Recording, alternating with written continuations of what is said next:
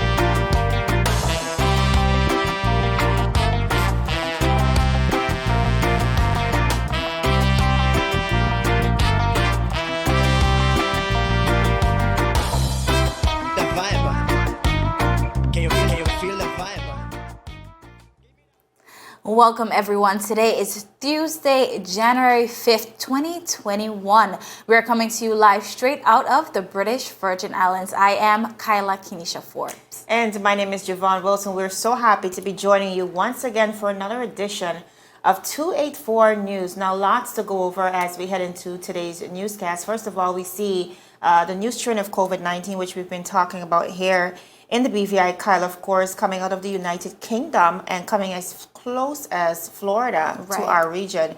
Unfortunately, the Minister of Health has said we are unable to test for that new strain of COVID-19. Now, as it relates to COVID-19, one of these successes we've been able to really celebrate is the fact that from very early on, we were able to establish a lab locally to allow for local testing. Unfortunately, with this new strain, those test kits will need to go off to either CARFA or the United Kingdom for further confirmation, as well as a ban on travel from the United Kingdom. We do know that the United Kingdom, the United States of America, and larger nations, they have been struggling the most as it relates to the numbers in COVID-19, and with this new strain, and of course our link to the United Kingdom, the government and cabinet by default has now decided to enforce a ban from traveling from the United Kingdom. As of the 11th of January. As of the 11th of January. Yes. As well as it relates to the reopening of seaports. This is a conversation that came all the way from 2020.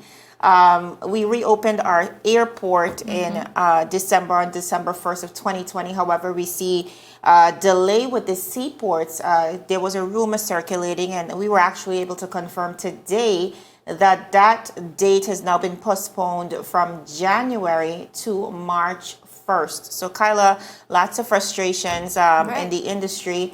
The Premier is yet to come out with an official word, but the Minister of Labour, Honorable Vincent Whitley, was today able to confirm those details. Quite something now. More in our summary today, we see where the UK once again is under national lockdown. We've been talking all about this strain, and we see where over in the United Kingdom, they really have been struggling with the rising numbers, and now they're under national lockdown once again. But also, viewers, we'll be getting into the first baby of 2021, as well as two babies being born on Christmas Day. So much to get into. Absolutely.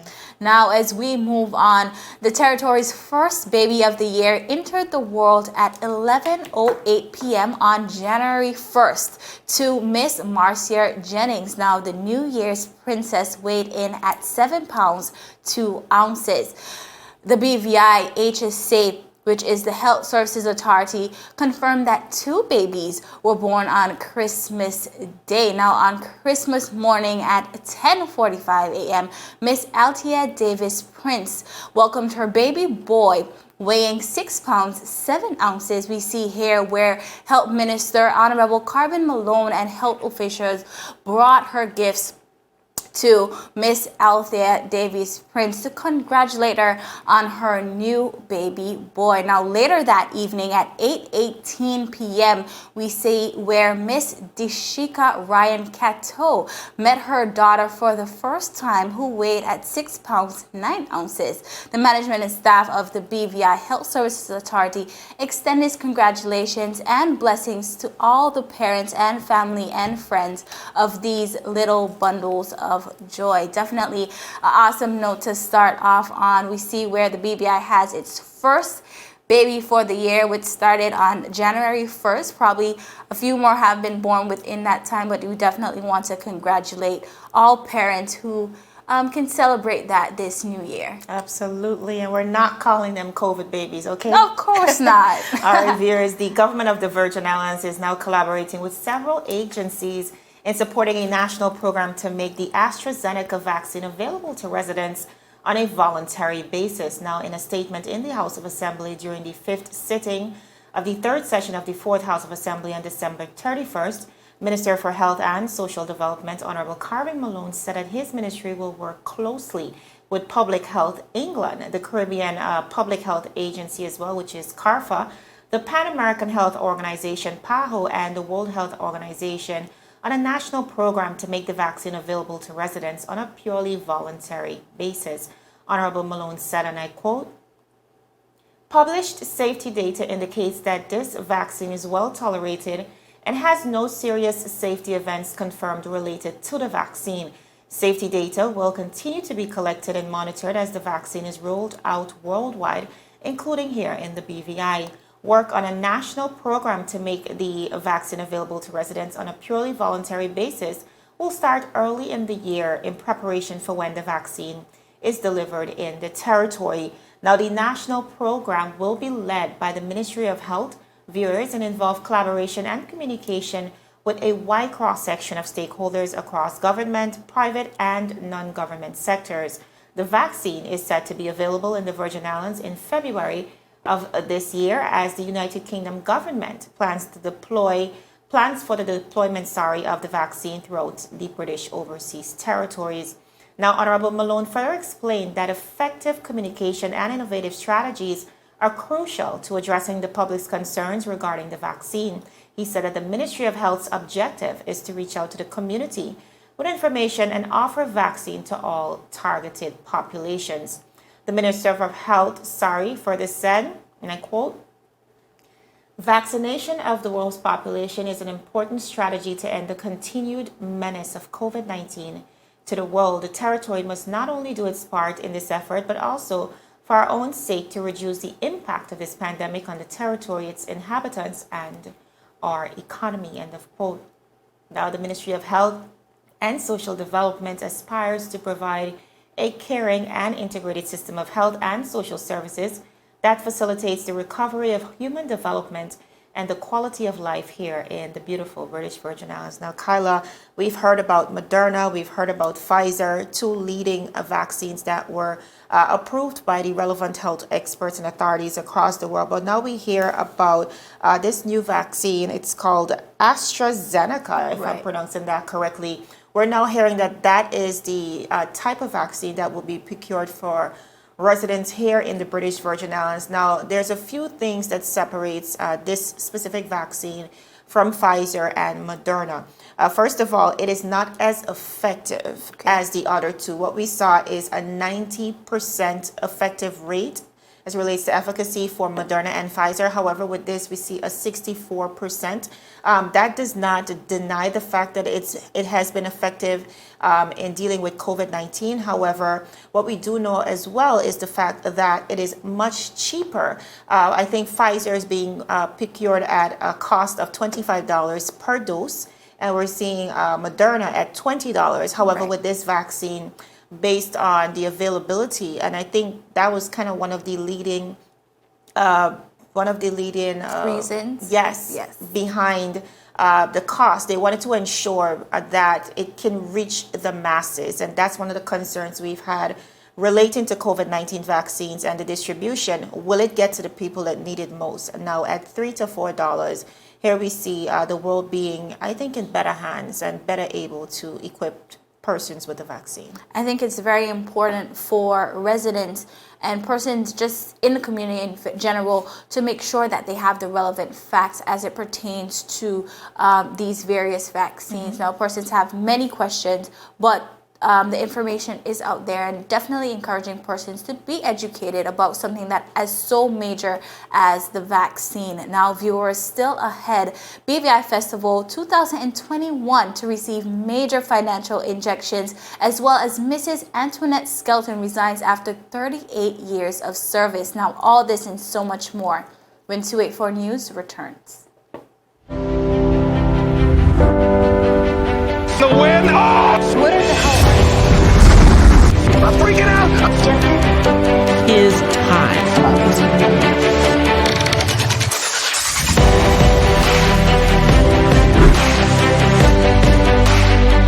284 News. Coming to you live and direct from the beautiful British Virgin Islands. What's poppin', what's really good, what's happening, what's up?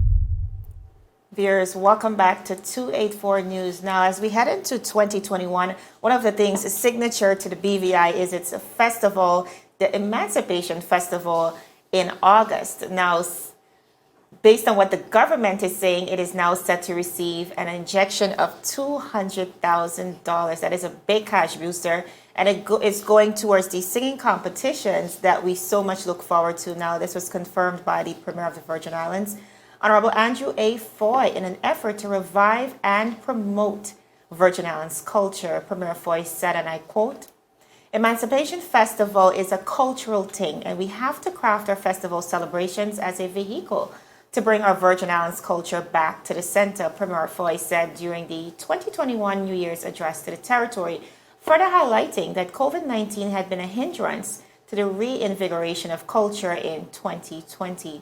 If we don't bring back culture, then we have nothing. So it's about our festival. It's not about festival, but rather about our culture. Our culture is what took us out of slavery through the drums and the dancing. End of quote.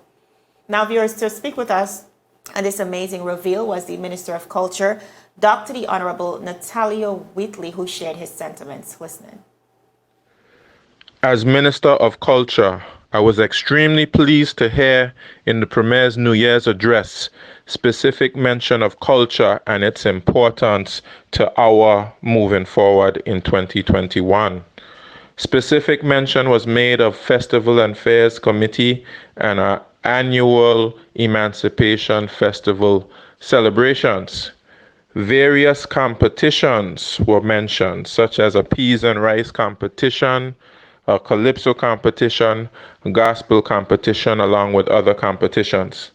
These competitions are important in bringing emphasis and motivation to certain cultural art forms that we have as a people, which help to create a sense of identity and a sense of national pride. As Minister of Culture, I certainly am happy with the support that the Minister of Finance and Premier has given me, and the way in which he has encouraged support of areas under my portfolio. And I will work with him closely to make these things happen, as well as many more things that we have on our agenda for the festival as well as throughout the year. I know the Minister of Culture, Dr. the Honorable Natalia Whitley, is overly excited about this injection. Kyla, we've been pushing for investment in culture as it relates, especially as it relates to BVI Festival, and really investing in the arts. And here, for the very first time, we see a significant amount of money being set aside and procured simply because the government is seemingly very serious about not only reviving culture but also promoting it. So according to the announcement, viewers, this year's Emancipation Festival will host 4 singing competitions. The first place winner carts off a massive $20,000 each, while the second place and third place secures $15,000 and $20,000. I'm sorry, that's $15,000 and $10,000 respectively. So Kyla, it sounds to me like our singers need to get to work. Definitely. Now, Javon, I'm really happy to see this simply because the major festivals that we see in other parts of the world, the Calypsonians, and they invest in their craft, and it's only right that the government invest back into them. And it takes investment to see these types of events grow. So I'm very happy to see our government finding it necessary to do so. Now, I'm not sure if persons in the community would think that this is the time to inject this type of money, knowing that we are dealing with COVID-19. But nevertheless, it is something that I am happy to see, that investment into not just our festival, but our culture in general. Absolutely. Now, as we move on, Mrs. Antoinette Skelton, who has held the position of Director of Social Security for the past 38 years, demitted her office at very short notice on the 31st of December prior to her scheduled retirement on the 30th of June 2021. Now, former Premier of the Virgin Islands, Dr. D. Orlando Smith, paid tribute to Mrs. Skelton and acknowledged her years of service that she gave to the territory. Now, Dr. Smith said, and I quote, "I would like to pay special tribute to her for managing so carefully and competently that very important social safety net put in place nearly 50 years ago for the benefit of all who live and work in the British Virgin Islands." Now, he went on to say Mrs. Skelton joined the Social Security Board in 1982 as the Deputy Director, and on the retirement of Mr. Joshua Smith, the first Director of the Board, she was appointed to the position of Director, carrying out her attendant responsibilities with distinction, ensuring the financial viability, growth, and profitability of the organization. Now, under her leadership, the fund of the board continued to grow, most recently as the 31st of December 2020, being recorded at over $744 million, while meeting promptly and regularly its many obligations to the public, including regular monthly stipends to retirees whenever they reside. Now, in addition, the board has also supported the several projects at the People's Hospital for the benefits of all who use this facility. Now, Dr. Smith continued by saying Mrs. Skelton is held in high regard by her counterparts in the Caribbean and has the distinction of being the first woman to represent the English-speaking Caribbean on the Bureau of the International Social Security Association, which is ISSA. She was the longest serving member of the Bureau, and during those years sat on several of its committees, including the task force on the extension of coverage. She has also lectured extensively on Social Security and management issues in several Caribbean countries. Now, Dr. Smith explained that it was because of her competent management of the Social Security, the NDP government back in 2016 decided to place the National Insurance Program, which we know as today as the NHI, under the Social Security Board. Dr. Smith ended by saying she has served her country well and must be recognized fully and properly for her contribution to the BVI all of these years. He said, "Thank you, Mrs. Skelton, for your contribution to this very important aspect of our economy, one that has brought us peace of mind at the end of our formal working life or during illnesses. I wish the new director well and trust that he or she will continue to manage our regularly contributions with the right degree of prudence." Now, this is the words from Dr. D. Orlando Smith, or former premier.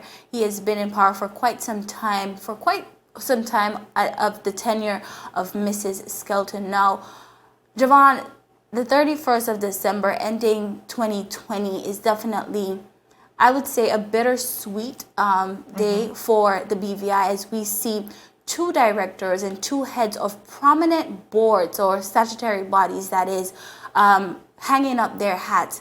One being Mrs. Skelton, but also Mr. Robert McTavius, who ended his tenure at the end of this year.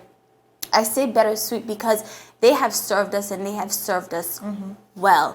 Now, of course, moving on to other hands, definitely hoping that they can take up the mantle, but we definitely want to salute them for all that they have done, because financial services as well as our Social Security Board are serious business as it pertains to how the BVI runs right here in the BVI. Absolutely. And also, in addition to those 2 resignations, we also saw the shocking resignation of the previous director of the Tourist Board, Sharon Flax Charles.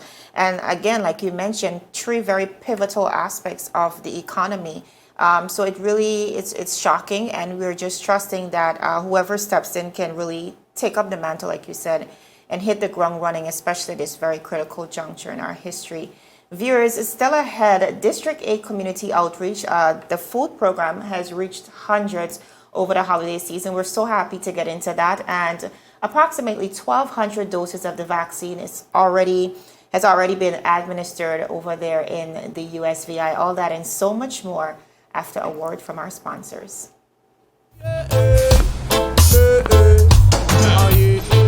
Father Jesus, that line you long like church service. Alright, do enjoy the rest of the day. Next customer line, please. Wait, hold on a second. Yes, Sonny boy, come, yes, Sonny. Good morning. Good morning, Sonny boy. Hold on there. You must have cut front of people. It's okay, I'll take care of it. What? No man to take care of me. How may I assist you?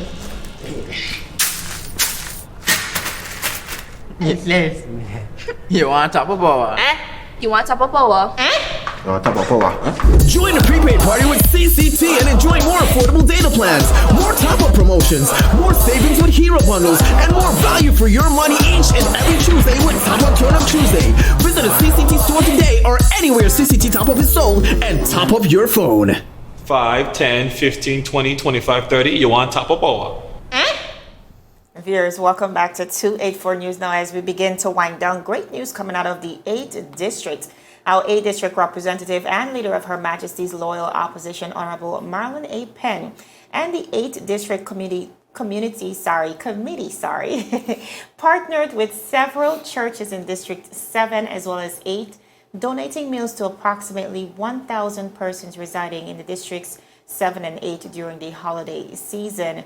Honorable Penn said, and I quote, "We recognize that the holiday season is about generosity and the spirit of giving and optimism, and we wanted not only to provide for those families, but also to provide hope, especially to those families with children as they are being molded to become the future leaders of our territory," he said.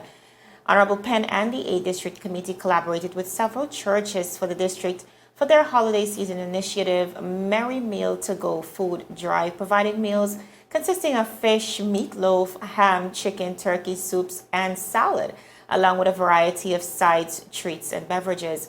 The 8th District representative expressed his gratitude to the members of the Seventh-day Adventist Church, Church of God of Prophecy Longlook, Church of God of Prophecy East End, Church of God of Holiness East End, who volunteered their time to assist with the food preparation for such a worthy cause. Now, the representative for the 8th also partnered with several other given establishments in the territory to support these families in need, namely Walmart, Nagico Insurance's BVI, K&K Poultry Farm, E&M Mini Mart, and Frozen Imports.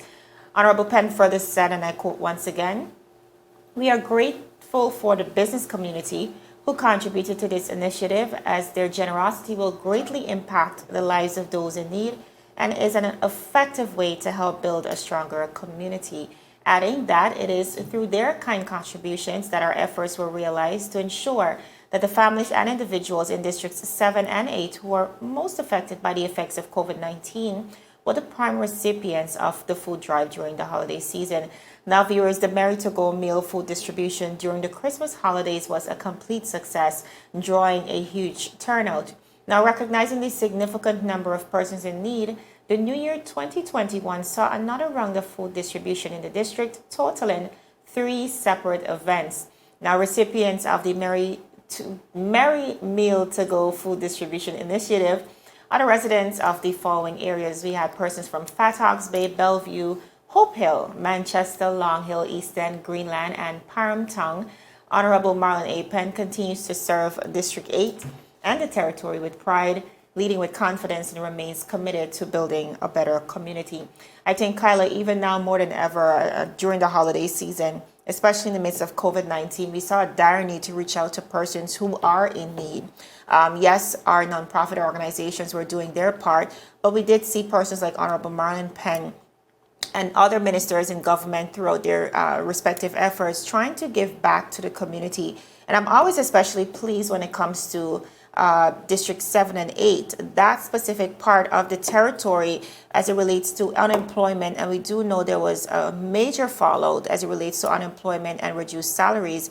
Those persons are the ones, I think, essentially feeling the squeeze the most. So I'm very happy to see even within government and the House of Assembly, all members playing their parts respectively. I think many leaders can take a page out of Honorable Penn's book, simply because sometimes it's just the little things. To know that you have a meal to eat at the end of the day, it is the little things that persons really appreciate. It doesn't take the big projects, yes, sometimes, but the little things. And I think this is one of maybe the second event he did do a soup drive with his committee a few weeks ago. So we're definitely happy and to see things like this throughout the territory, especially on the eastern end of the island. Now, before we close out, viewers, we're just gonna do a quick summary of this next story, that is. Now, the VI Department of Health has announced the next phase of its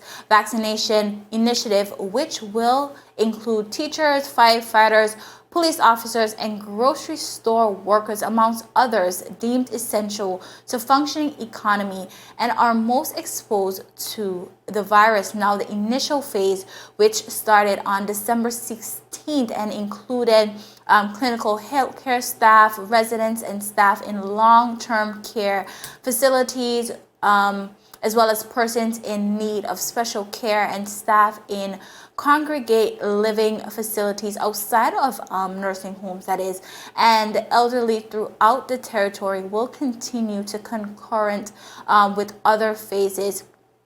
This is over in the U.S. Virgin Islands. Now, the Department of Health said it has received 4,825 doses of the Moderna and the Pfizer vaccine, which we were talking a little bit about earlier, Javon, and approximately 1,200 doses of the initial shot were administered across the territory of the U.S. Virgin Islands as of Monday. Now, the vaccine required 2 doses to be effective, with the second dose being administered 28 days after the initial shot for the Moderna vaccine and 21 days after the Pfizer. Now, we see over in the U.S. Virgin Islands, very near to the BVI, we see where they are already rolling out the vaccine. Already 1,200 persons have taken it. Of course, we see over in the U.S. Virgin Islands, they took a bigger hit than the BVI, but they're moving forward with the phases as it pertains to the vaccines. And we're very, very happy to see that. Not a difference between, we see them securing the Pfizer and the Moderna, and the AstraZeneca for the BVI. With the Moderna and Pfizer vaccines, one of the prime requirements is storing it in a very, very cold temperature. Right. Fortunately, for the one that we'll be able to secure, that is not a necessity. So we're very happy to see it coming close to home. But in February, we too can look forward to that vaccine hitting the territory. Now, Javon, before we leave, Ron asked me the question, and I'll ask you the question. If you were to take the vaccine, would you do it? I can't be sure. Let me do some more research and get back to you on that. But viewers, I mean, there's too many questions looming as it is. I agree I'm with not that. opposed to it. I just want to make sure. That That's everybody education, else. Absolutely. agreed. Viewers, that's all the time we have, but we want to thank you so much for joining us. My name is Javon Wilson. And I am Kyla Kenesha Forbes. We'll see you again tomorrow. Have a good evening, everyone.